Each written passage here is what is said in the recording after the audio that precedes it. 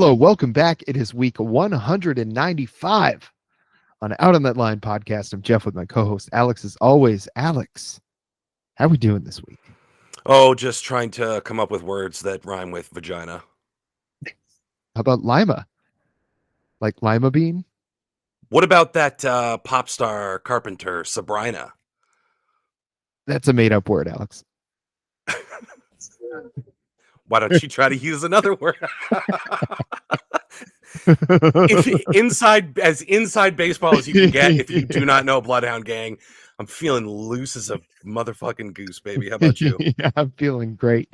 I'm glad I knew exactly what you were doing immediately. I knew you would. We did not plan that. That album has been seared into my brain since the 8th grade. So shouts out Bloodhound Gang, hooray for boobies. Yeah, this one's for you. Shout out.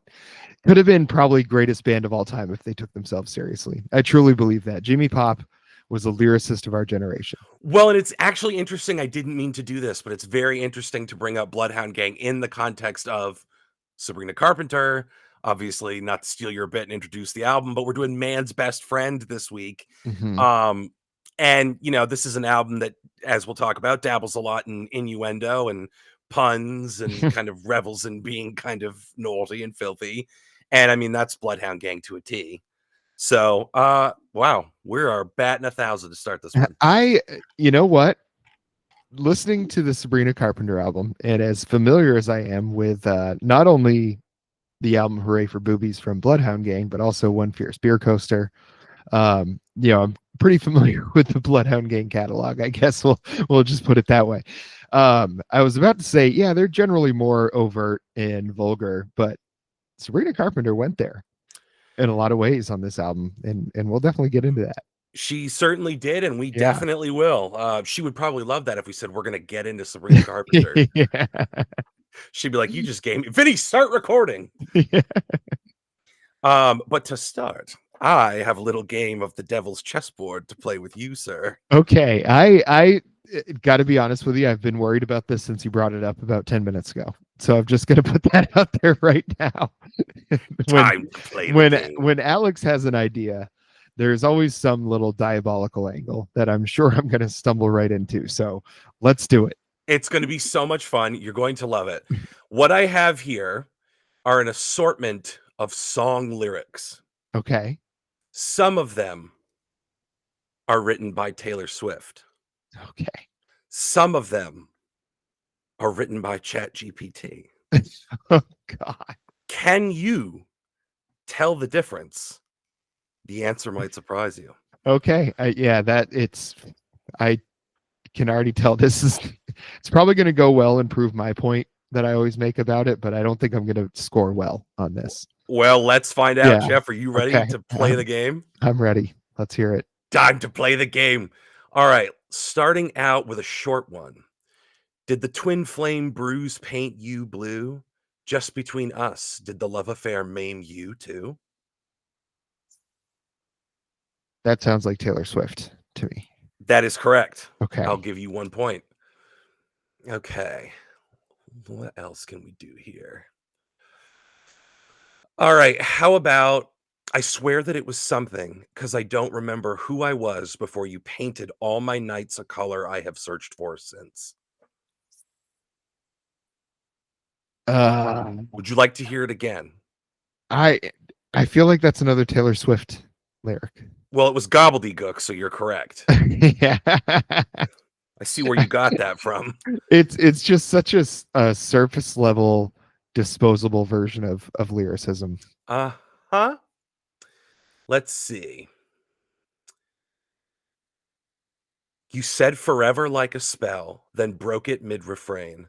I'm still bleeding in the myth of us and rewriting every pain. You crowned me queen of casualties. I wore the title proud, but love was just the quiet part we never said out loud.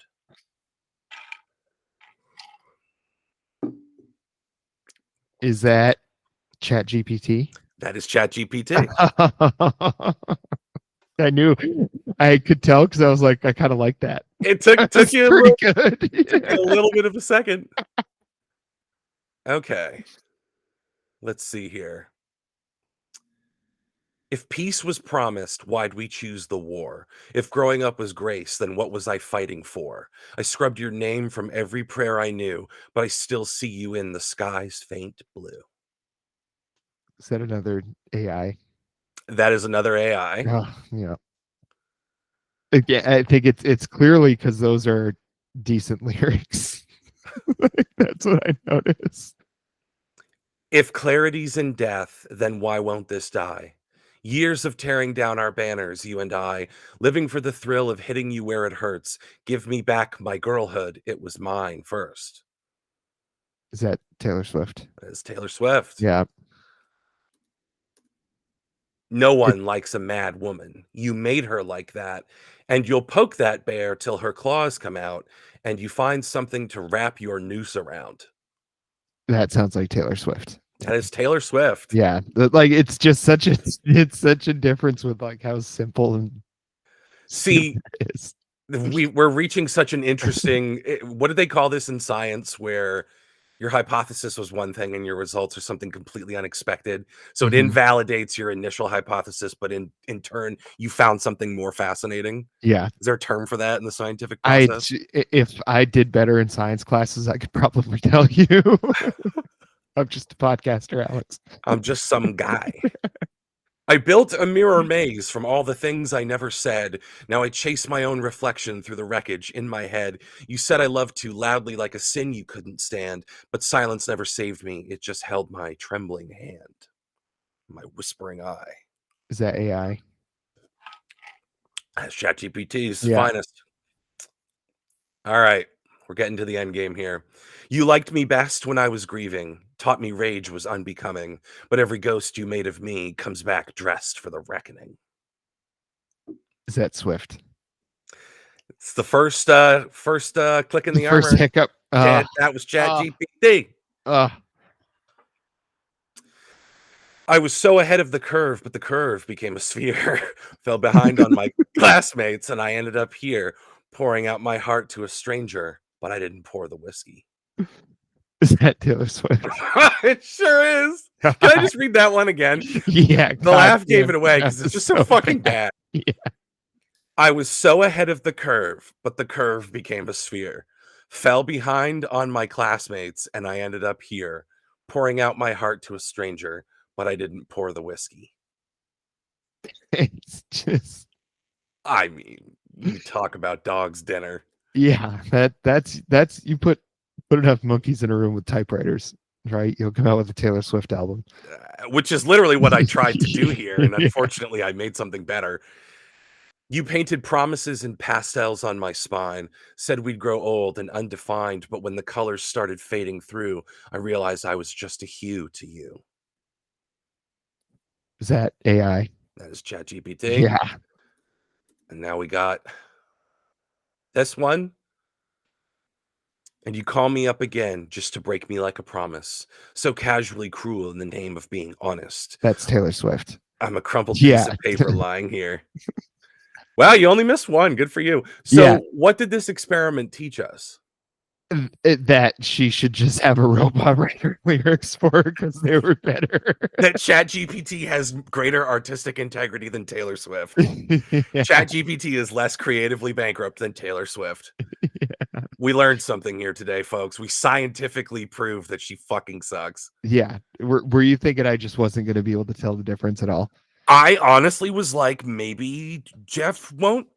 Enough of them seemed, sufficiently up their own ass and totally incomprehensible that I'm like, he might fall for one or two of these. So I think the thing for me was that since it's AI, the the meter, I guess, Mm-hmm. is basically like poetry. It was all like the way it should be. It was very Like structured. it very structured. It flowed the way it should. And not saying you have to do that because like God knows like Bob Dylan didn't always do that sort of thing. There's Van Morrison certainly never did that sort of thing. Tom Waits. Tom Waits. So there's tons and tons of artists that made that work, but they were much better songwriters. So I think that's going to lead very nicely into what we talk about with Sabrina Carpenter in a minute here. Yeah, great. What an excellent segue. Yeah. We completely outed Taylor Swift as a the biggest scam of all time, and now we're going to talk about we're going to get into Sabrina Carpenter. Yeah, that's so Sabrina Carpenter, man's best friend. So I told you before the show that I felt like this was going to be a very interesting discussion. Um, on my side, I feel like there's a lot kind of as you go through the album, there's a lot of very individual things to unpack. Now, versus the what was the name of the last album? Sweet Sugar, what Short and sweet. Short and Sweet. Um, I felt like that album, I remember when we talked about it, I really felt like that album wasn't very cohesive. Like it was fun. There was a lot of really fun songs on it, but it felt more like a compilation of songs rather than an album. Which I think with Man's Best Friend, this new album, that's something she certainly changed. This felt like an album to me. Okay, I will buy that. I will buy that. Stylistically, it's not necessarily more cohesive per se, but it is a little more consistent as an album. Um, I think more successful when she leans into some of the more Dolly Parton-esque kind of Hmm. influences and into more of the like country influences. Um, and I like the synth stuff quite a bit, but it doesn't quite go far enough. And that to me is the story of the album is it's like not really a step forward. If you Hmm. liked Short and Sweet, regardless of like how cohesive you thought it was, if you liked it, either the sum of its parts or the total of that album, then you will like this. It is more of the same. Hmm. That's good or bad depending on where you fell on Short and Sweet, which I liked.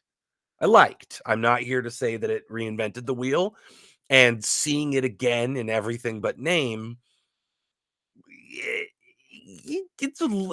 we're getting close to diminishing returns. There's Hmm. enough interesting, fun stuff on this to save it from being like completely redundant, but it is not really a leap forward for her in terms of her writing.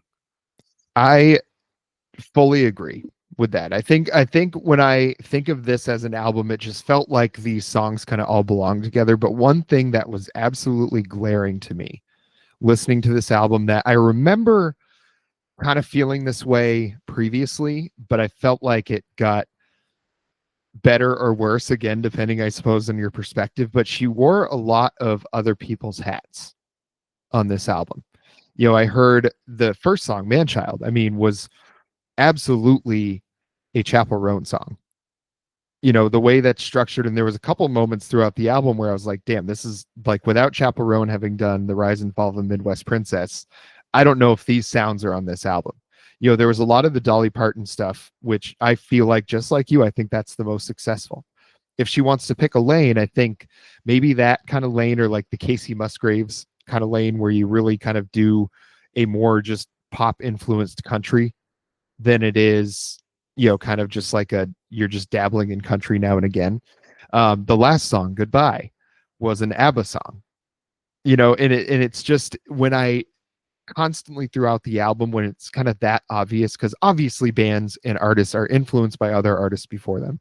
That happens all the time. That's how you get progression. That's how you go from punk to post punk. That's how you go from grunge to like alternative rock in the late 90s to pop punk in the 2000s.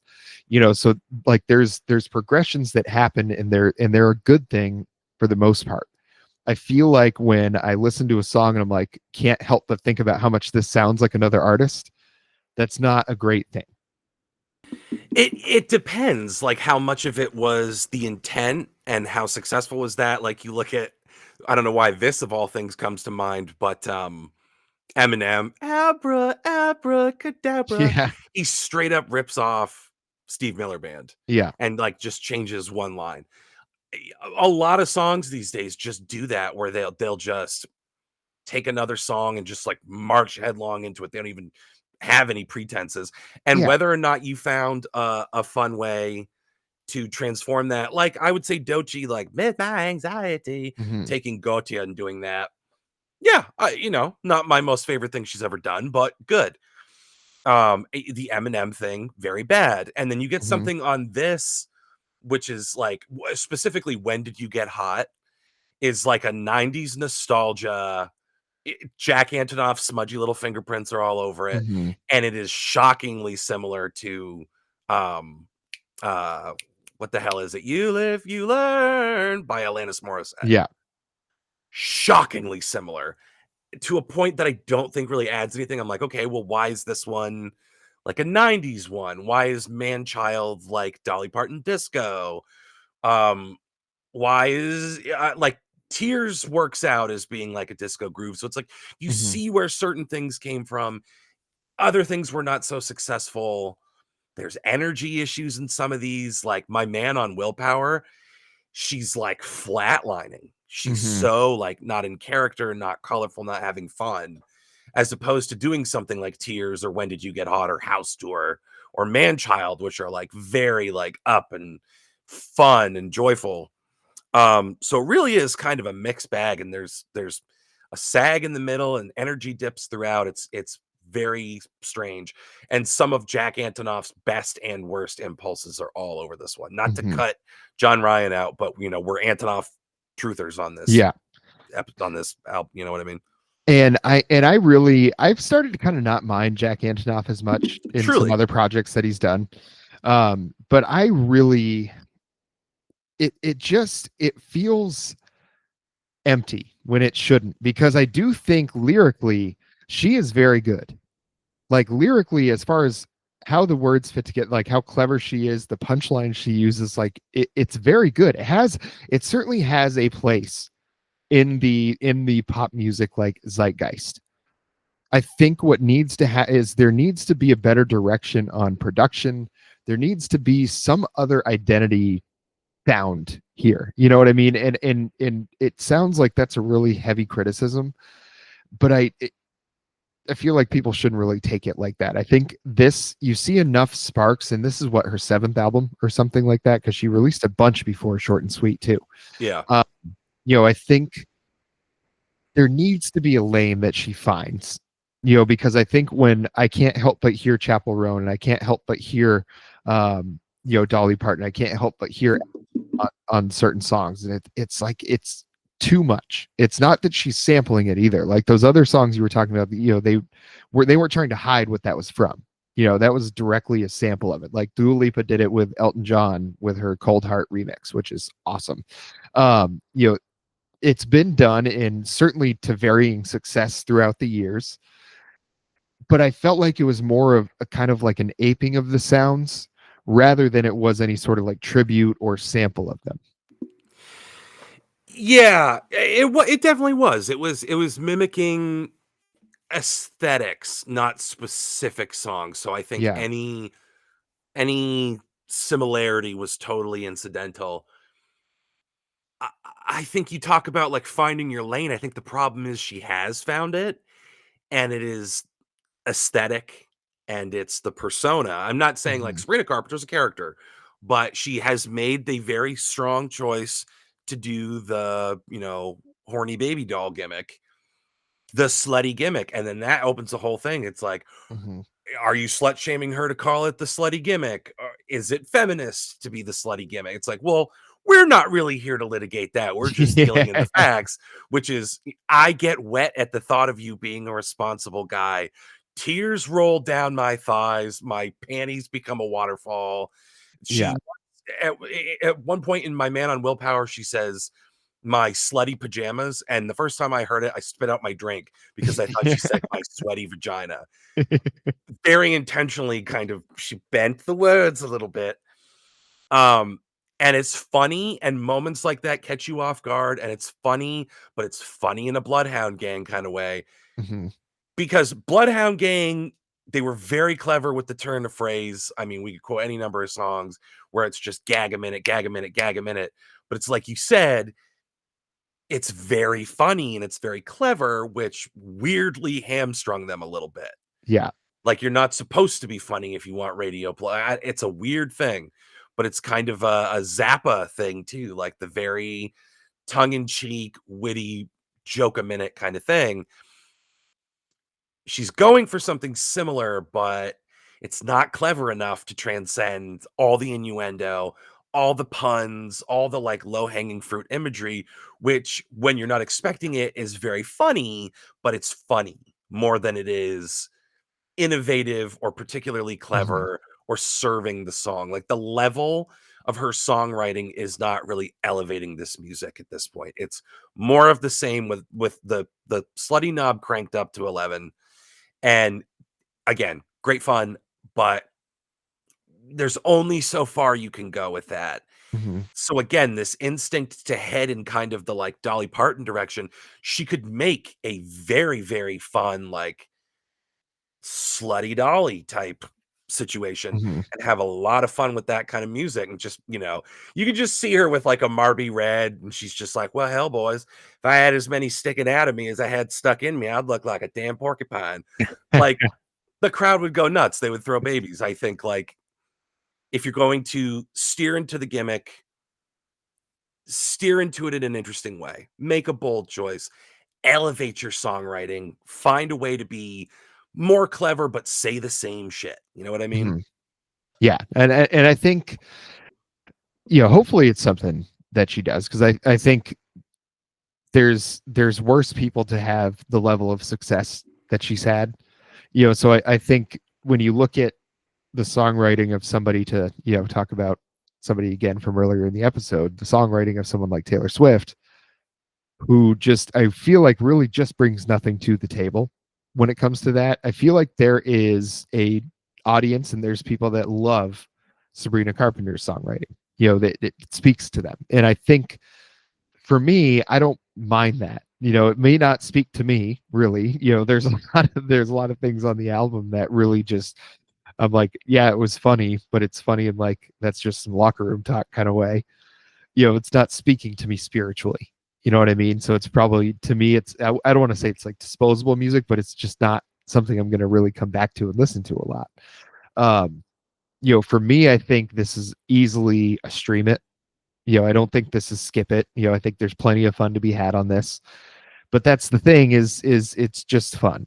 I don't think you're gonna find anything world changing or groundbreaking for yourself on this album. But if you already like Sabrina Carpenter, just like you're saying, I think this is gonna just go right in the pocket. It will certainly, you talk about going in, Jeff. It will certainly scratch any number of itches that you've got, and however they were caused. But I mean, there's to shout out specific songs that are legitimately good bops. Mhm. She can write a hook. Someone I can't remember, someone I really respect or used to until they said this was like, "Oh, Taylor Swift sure can write a hook." I'm like, "Are Mhm. you fucking kidding me?" Mm-mm. Taylor Swift has the life behind her eyes of something you would find with a hook in its mouth. Like that's as close as she's getting. At any rate, blah blah blah. She's not the hook factory that some people like to give her credit for. Sabrina Carpenter's real good with a hook. Man Child, although I have to admit that I have jock rocked it into my own version. Mhm. Mangina.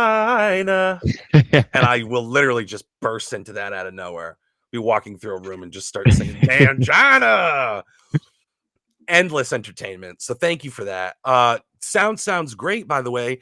Cheap plug for lossless audio quality on Spotify. Mhm. Ooh, changes the way you hear some of your favorite shit. And this sounds great in lossless.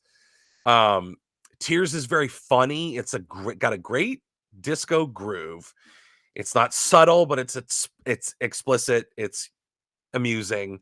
Mhm. A theme that permeates a lot of the album, having low standards, the bare minimum is sexy.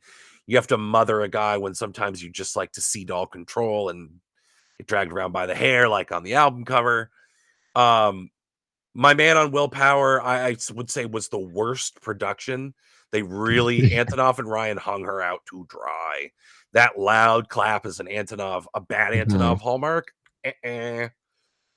Never Getting Laid is please, please. I liked this better when it was please, please, please. Yeah. When Did You Get Hot? We talked about it's Antonov goes 90s. Mhm. We get those Alanis vibes. It works for that. And then you get my favorite song on the album, House Tour. It Yes, had that was a good one. supreme retro pop vibes. Yeah. All of Antonov's best instincts unleashed. The like the horny baby doll thing meshes really well. The way she's singing it, the way it's produced, the way it's written. This is where her thing like meshes really, really well. And this is where Mhm. I'm like, ooh, good match for Antonov here. Do more of this stuff. But in terms of who's producing her going on, I I I think she's got to get a female producer.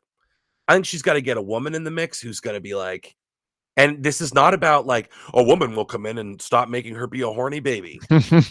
I just want to see what she does with a sick female producer and A what they can different come up with. perspective. It's a different POV. It would be a very different Mhm. process. To my shame, can't name me a lot of female music producers. No. So do it and educate me, and then we all grow and we all move forward, Sabrina Carpenter. Yeah. Because until then, the best that I can do for this is stream it. Enjoyable, but didn't give me the whoa boner. Which in the context of this album, if you're not getting, some kind of boner, it's like our little Taylor Swift thing earlier. Your hypothesis was wrong. Your experiment failed. It happens. Yeah, it's I think people are going to probably get a lot of enjoyment out of it. I think if you already liked her, you're going to continue to like this one.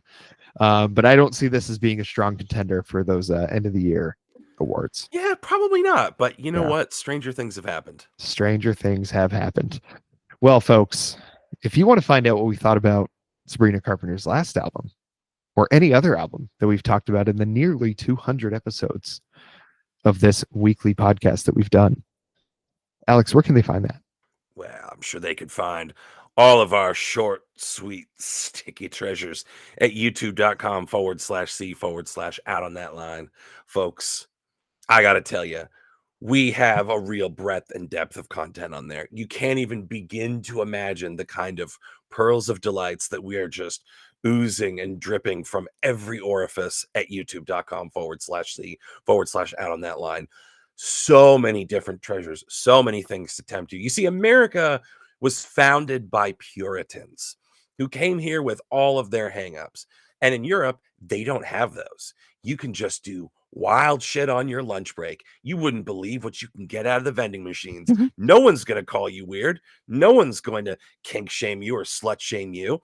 And, that's a world that Sabrina Carpenter would thrive in. That's a world we could all thrive in. One without judgment, one with discernment. So you can discern that Taylor Swift fucking sucks and her new album is very bad, but you're not judging her as a person. You'd have every right to in that instance, but you're not doing it because we have a little bit of an understanding that the social contract doesn't have to be square.